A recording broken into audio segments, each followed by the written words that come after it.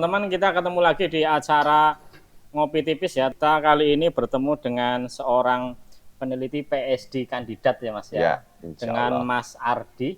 Arif Adi Setiawan. Oh, Arif Ardi Setiawan. Kalau Ardi itu nama panggungnya. Oh, nama panggung. Berarti selain dari seorang peneliti punya value yang lain nih Mas ya? Betul. Sering ngomong di depan ceritanya gitu. Oh, iya. Kalau orang nyebutnya public speaker lah. Oke, sebelum kita ke arah yang wilayah public speaker ya Mas, itu mungkin wilayah ranah hobi ya Mas ya. Kita menggali di wilayah terkait penelitinya dulu nih Mas. Nih kebetulan Mas Ardi juga sebagai peneliti di UGM ya Mas ya. Betul, di Departemen Tropical Medicine. Itu kira-kira kegiatan yang dilakukan oleh Mas Ardi di sana apa aja tuh Mas? Kira-kira yang diteliti apa? Terkait kesehatan sajakah atau ada sebuah irisan yang lain nih kira-kira? Kebetulan saya perawat, disclaimer dulu, saya Arif Adi Setiawan, saya seorang perawat. Saya seorang PhD in Nursing Science kandidat, jadi memang S1, profesi, S2, dan S3 saya di bidang ilmu keperawatan. Jadi yang membedakan ilmu keperawatan dengan ilmu medis yang lain adalah ilmu keperawatan itu memandang person atau memandang sebuah ilmu itu secara holistik. Jadi yang dilihatnya itu 6 aspek, ada biologis, ada psikologis, ada kognitif, ada sosial, kultural, dan spiritual. Jadi memang kita melihat individu itu secara utuh. Ketika bicara tentang research di Departemen Tropical Medicine, yang kalau kita lihat secara harfiah, tropical medicine kan penyakit menular. Penyakit menular yang sangat biologis sekali. Let's say yang sering kita evaluasi dan kita riset adalah HIV dan TBC. Karena kita menuju ke undetectable new case di tahun 2030. Itu goals-nya yang ingin dicari, betul di Tropmed. Nah, sementara ternyata untuk bisa mendapatkan goals itu tidak hanya sekedar medisinya atau obatnya. Karena obatnya sudah ada. Obat sudah ada nih? Sudah Terus ada. Yang menjadi sebuah permasalahan selain dari obat apa nih Mas? Bagaimana habit atau culture. Nah tadi. Culture sebelum. Bagaimana habit atau culture, bagaimana pengetahuan, bagaimana keyakinan daripada si klien itu bisa mengikuti apa yang seharusnya dia ikuti. Jadi memang kalau obat itu kan penelitiannya secara ini ya, secara biokimia dan sebagainya itu sudah dilakukan dan ada update setiap tahunnya. Nah, sementara yang kita lakukan approach sekarang yang jadi tren adalah bagaimana holistiknya, bagaimana humanismenya. Yang tadi saya mention, culture-nya, pengetahuannya, bagaimana keyakinannya. Karena kalau culture itu bicara tentang habit. Habit itu bicara kepatuhan. Let's say kita bicara HIV. HIV itu kan setiap hari harus diminum obatnya. Yang sudah terpapar. Itu harus in every single day. Kita nyebutnya antiretroviral atau ARV. Nah itu kalau nggak ada culture values yang masuk, tidak masuk pemahaman bahwa ini tuh sebuah basic human needs-nya seorang ODIV, kita nyebutnya ODIV, orang dengan HIV. Itu tuh harus, itu menjadi sebuah kebiasaan yang harus kamu lakukan sampai hidupmu selesai di dunia ini. Itu makanya culture values-nya harus masuk. Berawal dari kognitif kan, dari pengetahuan. Dan harus juga ada unsur keyakinan bahwa dengan hal itu saya akan menjadi lebih baik. Sugestinya pun harus ada. Betul. Bagaimana pendekatan-pendekatan itu bisa terjadi secara holistik sehingga akan terjadi sebuah kesejahteraan dari klien itu. Oke Mas, ini kan untuk obat diperuntukkan bagi orang yang sudah terkena atau terpapar ya. Lebih ke tindak lanjut. Tadi untuk pembangunan habit dan yang lain-lain selain untuk orang yang tindak lanjut juga bisa untuk preventif ya Mas ya. Untuk preventif dan promotif. Berarti mungkin benang merahnya di situ ya Mas ya tadi ya. Betul. Nah, kira-kira itu ada metode-metode apa tuh Mas dari habit atau mungkin trik-triknya untuk membentuk sebuah preventif tersebut Mas dari yang tadi dibicarakan tuh. Jadi emang ini satu hal yang sangat kompleks ya. Ini ada sebutan panggilnya. Oh, ada sih. Ini karakter people ini Mas. Karakter people. Karakter people kalau kita bicara masalah bagaimana pendekatan untuk bisa membentuk sebuah habit, untuk bisa membentuk sebuah keyakinan ataupun juga pengetahuan, semuanya kan memang berawal dari yang namanya akal dulu ya. Semuanya itu berawal dari pengetahuan pasti. Semuanya itu berawal dari pengetahuan. Jadi kalau kita di ilmu psikologi itu ada cognitive behavioral therapy. Disebut dengan CBT. Itu salah satu ya. Salah satu dari salah banyak. Berarti ada banyak ya? Karena kan dalam proses pembentukan habit itu kan melalui proses pikir dulu. Dikasih pengetahuan dulu, dari pengetahuan akhirnya dia akan paham, dia akan merasakan dan dia akan bersikap. Karena kita sebut dengan afektif. Kalau kita sudah afektif maka dia akan beraksi. Do atau done. Do atau nggak do it atau apa atau delay dan segala macam itu depends on karena setiap orang itu kan punya life experience yang masing-masing. Nah, di situ unsur keyakinannya harus masuk. Nah, disitulah dalam proses cognitive behavioral therapy itu terjadi. Ketika itu sudah masuk dalam mindset, masuk dalam keyakinan, muncul sebuah sikap, dilakukan, dan kalau di Islam, kalau itu dilakukan sehari akan merubah hidupmu. Kalau 40 hari dilakukan akan jadi habitmu. Jadi kita lihat nanti cohort. Kalau di research itu kan kita lihat cohort ya, ada cohort perspektif. Dari ke-0 ke hari ke-40. Hari ke-0 sekarang apa? Nah, nanti hari ke-40 kalau itu terus dilakukan istiqomah atau berkelanjutan ya, bahasa risetnya berkelanjutan, itu berarti akan menjadi sebuah habit. Kebiasaan. Otomatis berarti ya? Otomatis, by default. Kayak kita makan. Silahkan coba aja. Betul. Tapi untuk pembentukan itu memang perlu proses. Dan itu tidak mudah. Ya, minimal 40 hari ya tadi. Minimal 40 hari sehingga bisa jadi habit. Keren ya. Ini berarti memang sangat kompleks ya Mas ya? Kompleks. Dunianya itu memang sangat kompleks. Banyak unsur. Banyak unsur. Oke Mas, ini ngomong-ngomong dari area peneliti ya. Tadi memang lebih banyak ke metode preventif, bagaimana caranya untuk meredakan yang terjadi di society dari penyakit-penyakit ya. Betul. Preventif dan kalau kita nyebut di kesehatan ada promotif juga. Promotif. Kalau preventif itu kan mencegah.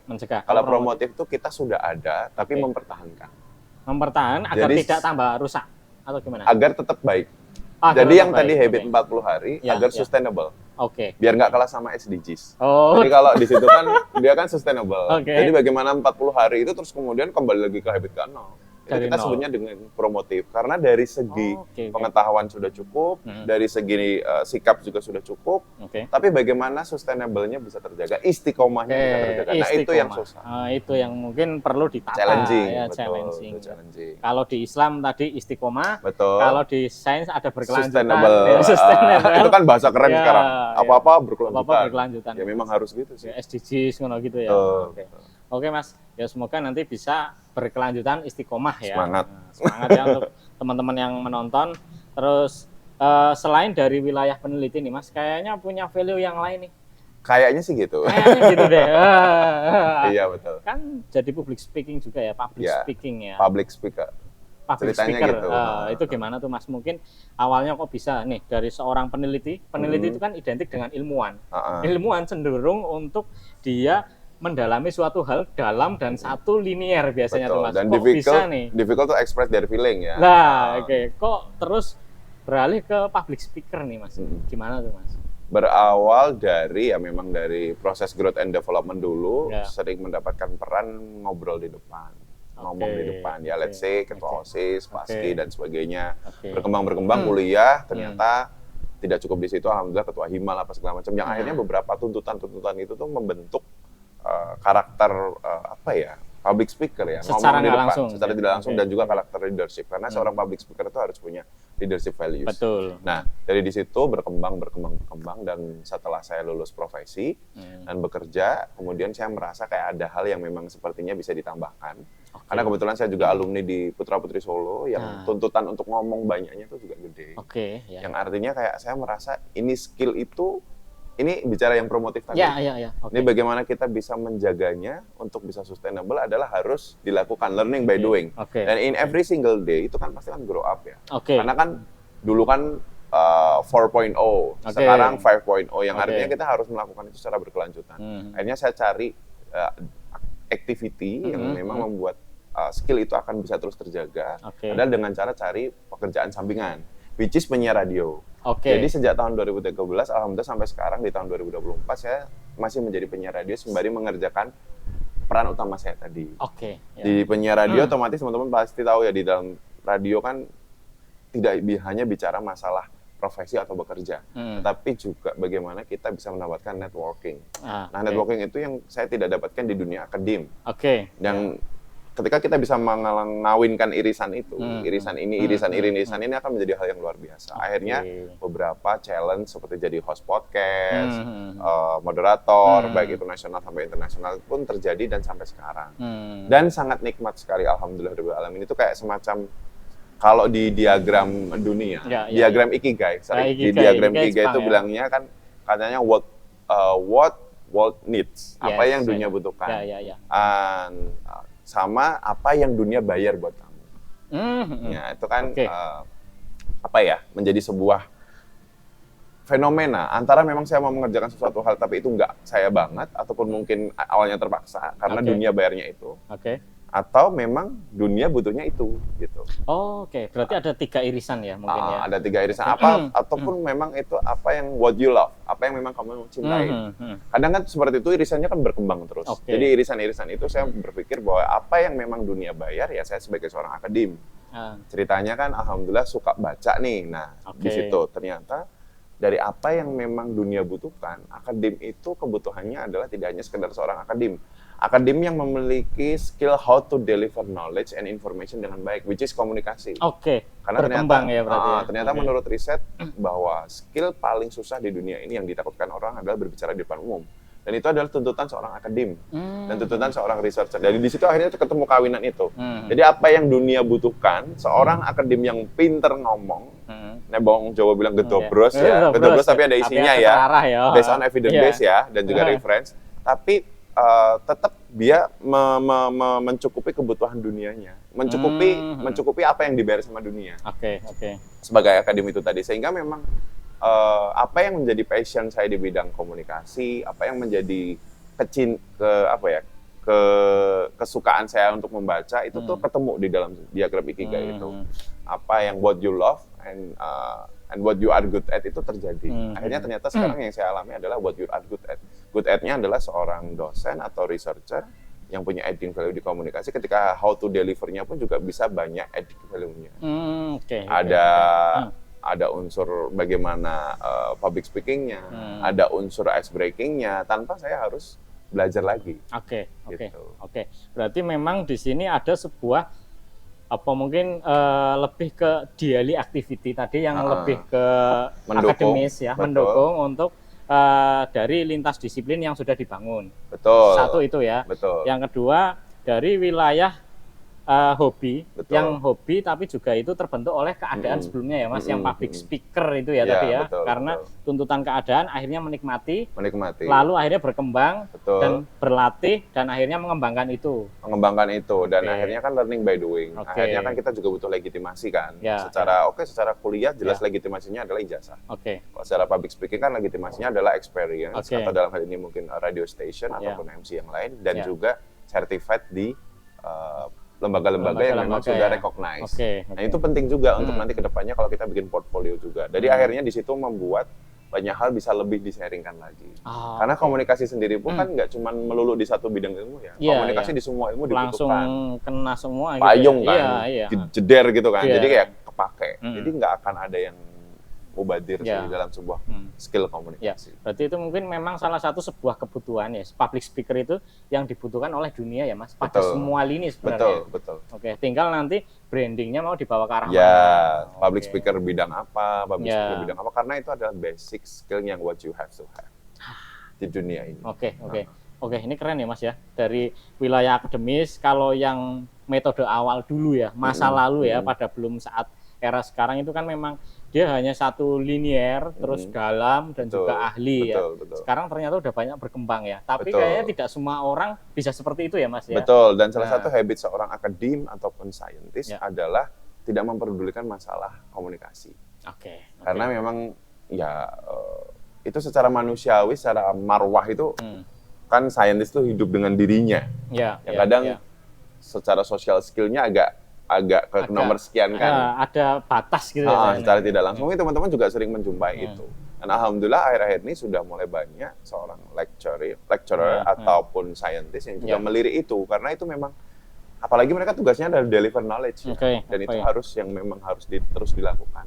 Dan saya bangga sekali lihat beberapa kolega yang sekarang juga sudah punya channel atau YouTube di bidangnya dia dengan adding value di komunikasi dengan caranya masing-masing. Gitu.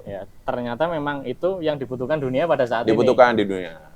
What world needs now. Nah ini Mas ngomong-ngomong nih, untuk teman-teman muda kita nih Mas, yang kira-kira itu mereka sudah ada needs sebenarnya, tapi mereka itu masih malu atau mungkin mereka masih sungkan untuk membentuk personal brandnya dia secara komunikasi, gimana tuh Mas kira-kira? Kalau bicara tentang masalah personal branding untuk bisa menemukan dirinya itu kan memang satu hal yang itu journey ya. Itu kan journey. Experience ya. Itu journey. Itu bicara tentang personal branding itu journey. Karena bagaimana nanti kamu bisa what you love and what you are good at itu kan journey-nya yang setiap orang tuh masing-masing. Oke. Nah, kalau saya bisa sharing bagaimana bisa menemukan personal branding itu adalah rasa sih. Oh, rasa. Bicaranya rasa. Karena gini, dalam setiap proses yang kita lakukan terkadang gini, kalau ini agak perspektif agama dikit ya. Kalau di dalam ketika mengambil sebuah keputusan, apa yang mungkin baik menurut kita itu menurut Tuhan tidak baik loh. Karena Tuhan tahu yang terbaik buat kita. Oke. Berarti perspektif itu dulu. Perspektif itu dulu. Terus, Nah, ketika sudah kamu nggak ngerasa, oh ternyata itu, aku kayaknya dipaksakan ya harus jadi seorang akadem. Let's say saya nih, dipaksakan jadi akadem. Padahal kan dulu pengennya jadi perawat pegang pasien. Kenapa harus jadi akadem gitu? Nah, karena ternyata memang kamu dibutuhkan.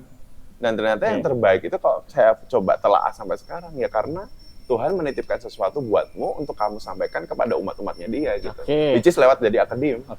Gitu. Jadi memang bagaimana proses itu tuh kita harus bisa menerimanya berawal dari ketidakcocokan. Tapi lama-lama kita memahami bahwa itu memang jalan yang terbaik. Nah, bagaimana nanti itu memang beneran itu kamu ngerasa bahwa itu tuh oh itu kamu banget ya kamu rasain nyamannya sehingga kamu akan ngerasa bahwa this is what you like something. What you like something in terms of profession. Jadi kalau ketika nanti kamu bisa, karena nggak ada di dunia ini tuh yang berjalan sendiri-sendiri, semua itu akan beririsan. Ketika itu nanti kamu bisa mengkawinkan, mengintegrasikan, menginternalize, itu akan menjadi sesuatu hal yang unik. Nah, talking about personal branding adalah uniqueness. Unik ya? Unik gitu ya. Karena personal branding itu nggak hanya cuma masalah pencitraan. Bagaimana orang pertama kali, aku butuh dosen bidang keperawatan yang bisa ngomong, ya lucu. Dengan tutup mata, dengan tutup telinga, dia langsung mention namamu, katakanlah, oh berarti kamu sudah dapat personal branding. Itulah di situ. Kamu sudah dapat uniqueness. Nah itu tuh memang journey. Ada yang mungkin cepat, ada yang lambat, dan depends on. Karena setiap orang proses. Berarti kan memang lebih perjalanan dirinya ke dalam ya, Mas? Ya, betul. Menggali dari dalam. Terus sama juga ada penyesuaian adaptasi dengan dirinya dan juga kondisi yang dibutuhkan dunia. Betul, karena balik lagi teman-teman bahwa tidak semuanya yang kita planningkan itu harus terjadi ya.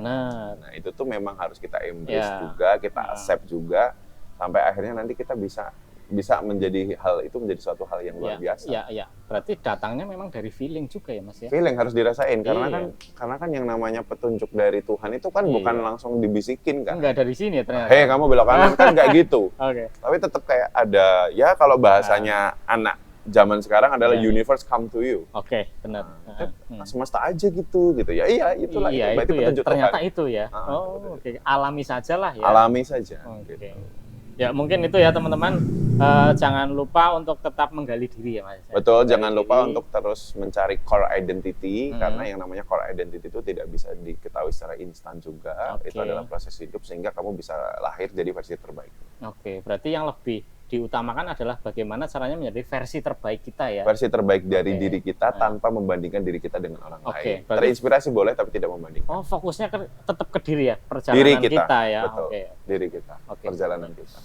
Mas, ini keren ya, ini ngobrol-ngobrol tentang branding, anak muda dan yang lain-lain nih Mas. Ini kira-kira mungkin dulu yang di wilayah Putri Solo atau Putra Putri Solo ya.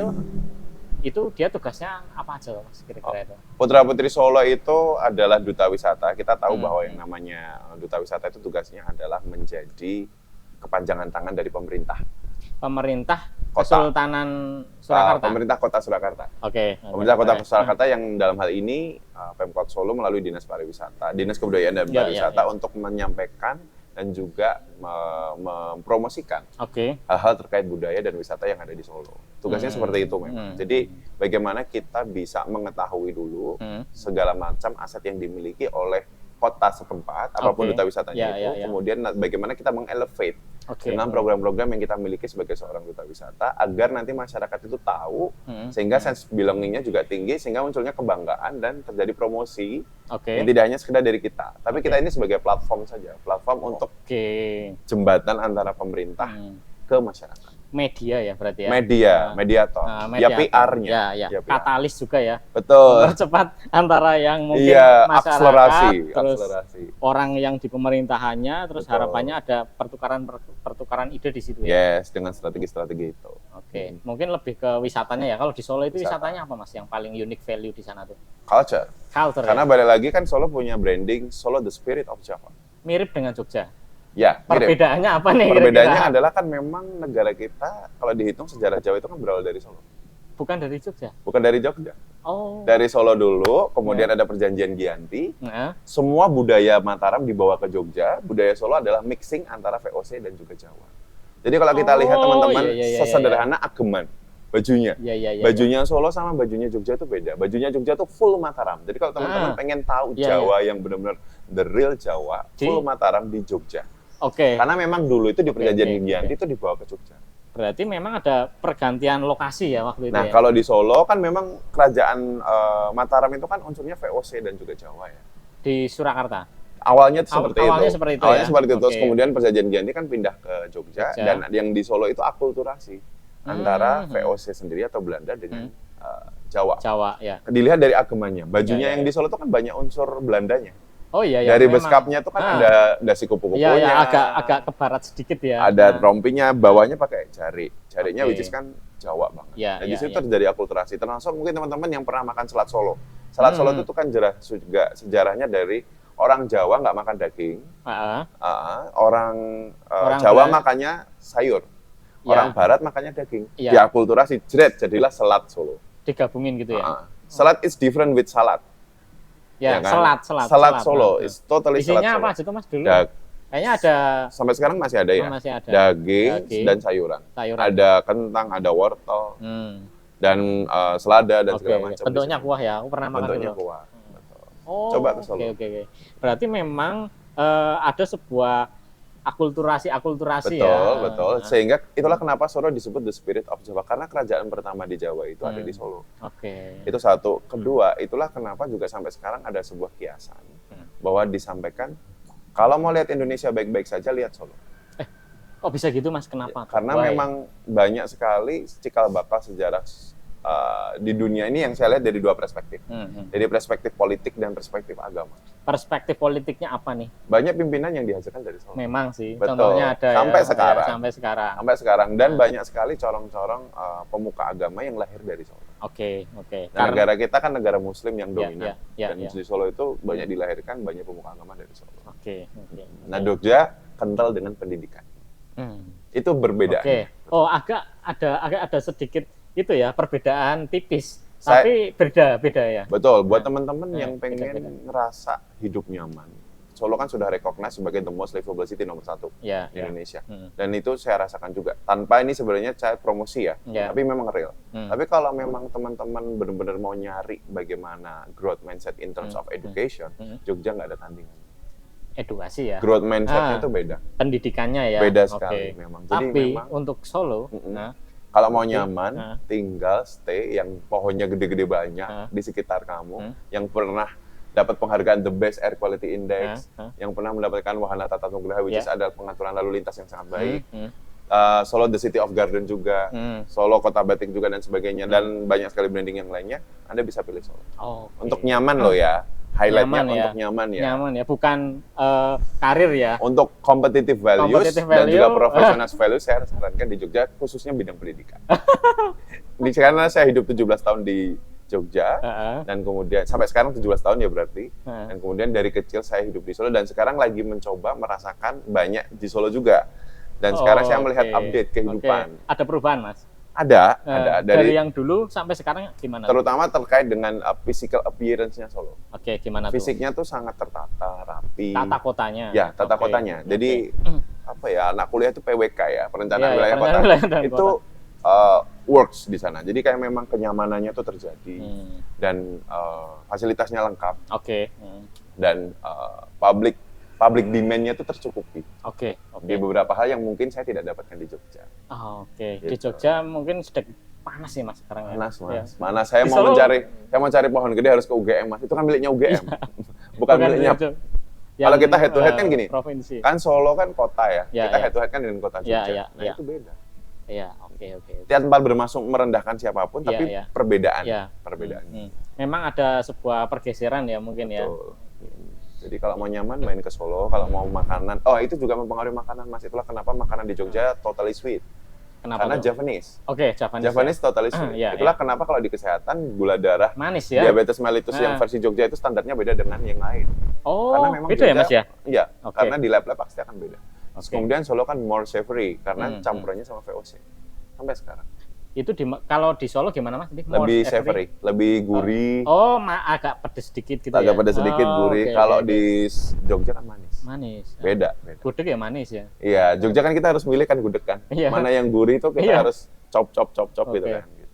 Oh iya, berarti memang itu sebuah, ya mungkin itu tadi yang kita bahas dari awal banyak tuh Mas, itu adalah sebuah pembentukan habit yang mungkin dari dulu ya nenek moyang kita sampai sekarang, makanya ada ciri khas tertentu di tiap kota gitu ya. Betul, dan peoplesnya totally different. Peoplesnya totally different. Tetap.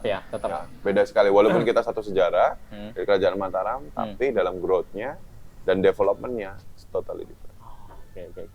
Oke nih, mungkin dari Mas Ardi nih, kira-kira dari Mas Ardi mau apa lagi yang disampaikan ke teman-teman atau mungkin pesan-pesan ya ini untuk teman-teman muda atau yang mungkin ya yang sepantaran kita atau mungkin malah lebih luas Mas nih. Teman-teman kira-kira apa sih kiat-kiat pesannya dari seorang akademik dan juga yang juga berkembang atau istilahnya itu mengembangkan diri menjadi seorang public speaker ya kira-kira ini. Untuk kedepannya kira-kira bagi teman-teman yang mau ingin belajar mulai dari mana dulu nih kira-kira tuh?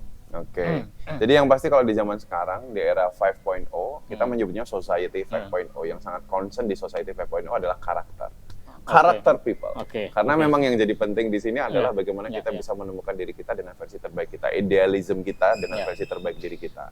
Jadi pada dasarnya adalah apa sih yang mau cari di dalam hidupnya yang harus jelas roadmap-nya. Bagaimana kita bisa menikmati hidup sih sebenarnya yang jadi highlight dari yang ingin saya sampaikan. Enjoy your life itu, quality of life itu kita harus bisa konsiderasi secara holistik di berbagai macam lini, dari segi fisik, psikologis, sosial, kognitif, kultural dan spiritual itu kita harus bisa seimbangkan itu. Karena hidup yang terbaik adalah hidup yang seimbang. Nah, bagaimana teman-teman bisa mengetahui tujuan hidup adalah seimbangkan semua hal ini untuk bisa mendapatkan hal yang luar biasa. Let's say katakanlah kalau misalnya teman-teman di sini ngerasa hidupnya udah terlalu pusing, stres segala macam, teman-teman bisa cross kebutuhan biologis teman-teman, which is aktivitas fisiknya dengan lari. Saya suka lari nih. Hobi ya. Hobi lari dari 2018 dan ternyata lari itu secara biologis mempengaruhi produksi hormon dopamin, oksitosin, endorfin, serotonin yang akhirnya akan membawa dampak yang luar biasa ke mentality. Di era sekarang yang 5.0, bagaimana kita bisa stay dengan karakter kita, kitanya harus bahagia dulu. Iya, berarti dibahagiakan dulu dirinya. Dibahagiakan dirinya itu whatever your choice, entah itu aktivitas fisik, entah itu listen the music, it's up to you. Harus punya mekanisme coping mechanism. Coping itu pertahanan diri. Kalau lagi stres ngelakuin ini, kalau lagi nggak enak lakuin ini, sehingga teman-teman nanti akan ngerasa hidupnya akan lebih holistik dan bahagia. Jadi quality of life-nya akan bisa dapat karena balik lagi me time. Karena balik lagi yang namanya hidup sekarang, zaman sekarang teman-teman adalah prioritasnya adalah tetap quality of life. Terinspirasi boleh, tidak perlu membandingkan. Nikmati hidupmu, nikmati prosesmu, karena hanya dirimu yang tahu dirimu sendiri. Itu satu ya Mas ya. Yang kedua Mas, terkait proteksi diri nih Mas. Ini sudah misalnya terpenuhi lah semuanya dari teman-teman sudah bisa menemukan atau mencari dirinya bahwa saya bahagia nyamannya di sini nih. Betul. Sudah ketemu personal branding. Ketemu nih. Perlu ada proteksi kan. Ketika mungkin wilayahnya kita kan tidak tahu akan bertemu dengan siapa. Ataupun kita tidak tahu akan kemana, berada di lingkungan mana, pasti ada sebuah perbedaan nih. Atau mungkin ada toxic ya itu loh kasarnya kan seorang yang sudah mempunyai personal branding atau karakter people ya, itu otomatis pasti secara tampilan fisik atau mungkin secara karismatik itu pasti dia memancar, mencuri perhatian. Betul. Mau dia ngomong atau nggak ngomong, pasti ada seseorang yang mungkin satu sifat dasar manusia Mas, ingin menggali, penasaran, terus istilahnya itu iri hati pasti ada. Manusiawi ya. Manusiawi ini sifat dasar dari manusiawi. Kira-kira proteksi diri bagi seseorang yang sudah mempunyai karakter people itu gimana nih Mas? Itu banyak nih data yang mungkin sekarang mereka juga banyak membatasi diri terhadap sosial karena mungkin dia ada keluhan-keluhan seperti itu nih Mas. Mungkin ada pesan dari Mas Ardi yang sudah lebih berpengalaman nih. Baik, bagaimana kita bisa tumbuh berkembang tetap dengan versi terbaik diri kita di sini sih kalau dari saya pribadi ya. Kalau dari saya pribadi memang perbaiki fundamental yang ada di dalam hidupmu. Fundamental dalam hidupmu itu adalah apa yang menjadi keyakinanmu. saya nggak hanya bicara masalah agama ya. Karena kalau di spirituality itu ada 3. Spiritual support, spiritual present, sama spiritual ritual. Kalau spiritual ritual itu agama, spiritual present itu keyakinan yang membuat kamu bisa lebih happy, apapun itu, whatever your choice. Kemudian sampai spiritual verbal, kayak semacam afirmasi. Nah, jadi bagaimana teman-teman itu bisa memiliki keyakinan. Karena kalau nanti saya bicara terlalu agama, kesannya kayak terlalu condong ke agama, ke salah satu agama tertentu, tapi lebih kepada bagaimana teman-teman itu bisa memiliki keyakinan kepada diri Anda sendiri. Kalau memang Anda sudah meyakini dan mengimani itu, things before action. Karena pada dasarnya manusia itu kan fundamental potensinya adalah akal.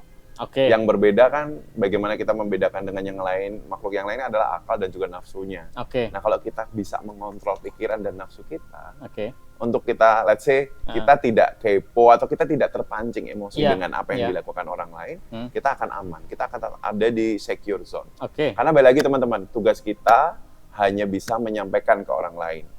Tugas kita tidak bisa merubah orang lain. Jadi ya sudah, nikmati dirimu dengan versi terbaikmu, pilih lingkungan yang memang sesuai dengan dirimu, karena lingkunganmu adalah cerminanmu. Itu teman-teman. Jadi ya, kelolalah think before action itu tadi. Berarti kita hanya bisa share. Hanya bisa share, tapi kita nggak bisa merubah.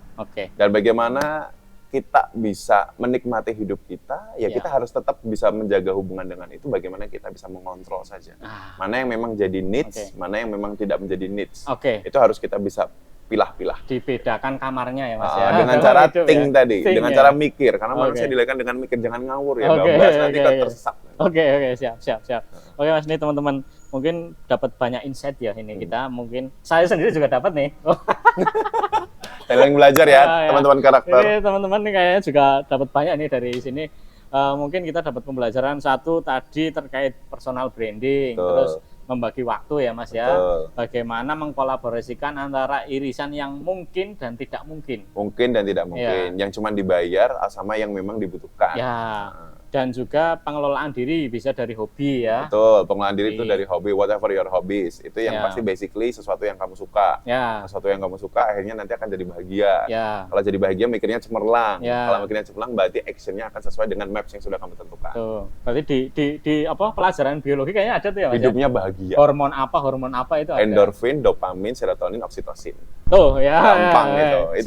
Itu pasti didapetin. Yang penting jangan mager aja ya Mas ya. Yang penting jangan mager, keep moving. Itu dapat kuncinya. Satu lagi ya Mas, yang terkait proteksi diri tadi dengan cara kontrol diri. Kontrol diri.